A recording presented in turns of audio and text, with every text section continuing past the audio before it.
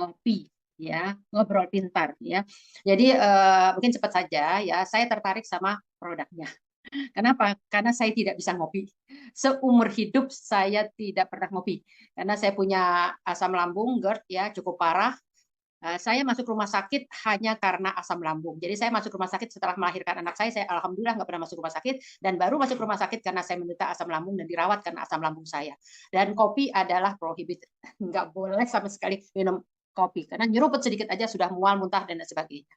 Jadi waktu sedikit saya cerita di awal kenapa sampai saya bergabung di Swankor adalah saya ketemu sama Mbak Vita, dikenalkan oleh Mbak Mimi. Mbak Mimi kebetulan pasien akupunktur saya. Mbak Vita ternyata teman saya sudah lama ya di satu tempat.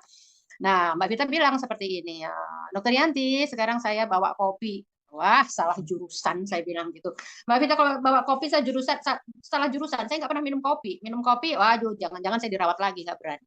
Tapi ada satu kata yang Mbak Vita bilang bahwa ini kopinya beda, Dokter Yanti. Ini kopinya kopi sehat. Kenapa dibilang kopi sehat? Kuping saya udah mulai berdiri.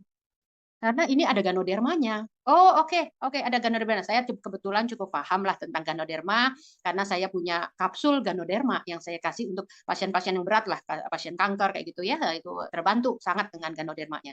Jadi karena dibilang ganoderma, ya mana produknya? Nggak lama-lama karena saya merasa tertantang ingin mencoba si ganodermanya. Aduk punya aduk, kopinya diminum, tapi tetap karena saya pernah dirawat gara-gara asam lambung, jadi saya nggak berani minum satu cangkir, saya hanya minum sepertiga.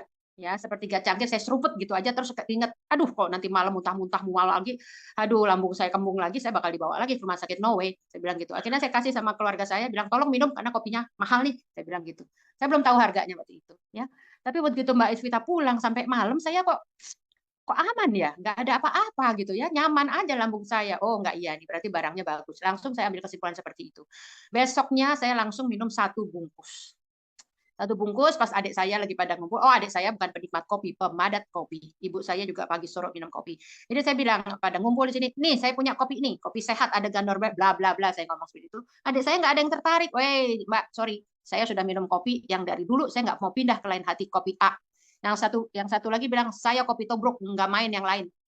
Saya bilang, masalahnya ini kopi sehat. Silahkan kalau kamu mau minum kopi-kopimu, terserah. Saya bilang gitu. Tapi, hai kecil, yang si kecil itu kan punya kesemutan di tangan kirinya. Sudah MRI, sudah CT scan, nggak ada apa-apa katanya. Masih aja kesemutan. Nggak ada salahnya coba. Kalau nggak coba, ya nggak ngerasa, nggak ada kesembuhan di sana. Tapi kalau coba, siapa tahu. Cuman kita nggak tahu kan siapa yang cepat, siapa yang lambat, siapa yang diberikan detox, siapa yang tidak. Kita mana tahu urusan itu kan itu urusan Tuhan. Jadi saya bilang sama adik saya, tolong minum ini untuk apa kesemutan kamu. Kopi kamu yang biasa biarkan, gitu ya. Nah habis itu yang kedua saya bilang kamu ada kencing manis, kamu ada prostat, pipismu lama, minum saya bilang gitu, nggak ada salahnya. Kopi tubruknya silahkan kamu minum. Nah singkat cerita adik saya mungkin saya pernah bikin voice note ya tentang kesaksian untuk tim saya Pak Karmel saya lihat ada di sini malam Om Karmel ya. Jadi saya bikin voice note tentang apa? Tentang kesaksian adik saya. Jadi adik saya kalau pipis itu lama sekali di kamar mandi ya. Jadi dia kayak selang kan, pipis kan kayak silang ya, lewatnya kayak selang gitu. Diameternya 2 cm yang hanya bisa dilalui air kencingnya itu hanya 1 cm. Jadi lama nungguin seperti itu ya. Nah, 4 hari dia minum kopi Ganoderma ini, kopi sehat juara ini, dia lapor saya, Mbak kok sekarang pipis gue lancar ya? Apa gara-gara kopi lo? Dia bilang gitu. Nah, terus saya bilang, ya nggak tahu yang punya barang-barang kamu kok janaknya ke saya. Saya bilang gitu kan. Jadi ya udah perhatiin aja deh. Saya bilang seperti itu. 2 hari dia balik lagi. Mbak, kenapa pipis gue sekarang macet lagi katanya.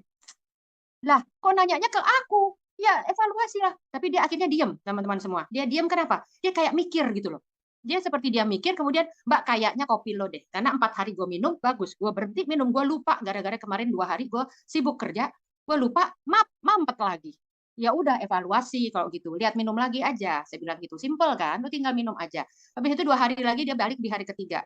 Mbak bener, ini gara-gara kopi lo. 4 hari gue minum, gue lancar, 2 hari gue lupa, gue mampet lagi, 2 hari lagi gue cuma minum setengah bungkus, lancar lagi. Lah, keluarga saya Mbak, belum ada 1 minggu, saya 1/3 gelas saya merasakan manfaat dari Ganoderma, saya jadi bisa minum kopi. Ini juga sekarang juga ada kopinya sebelah saya gitu ya, sambil ngobrol saya namanya kopi ya, ngopi ngobrol pintar, pasti ada kopi juaranya.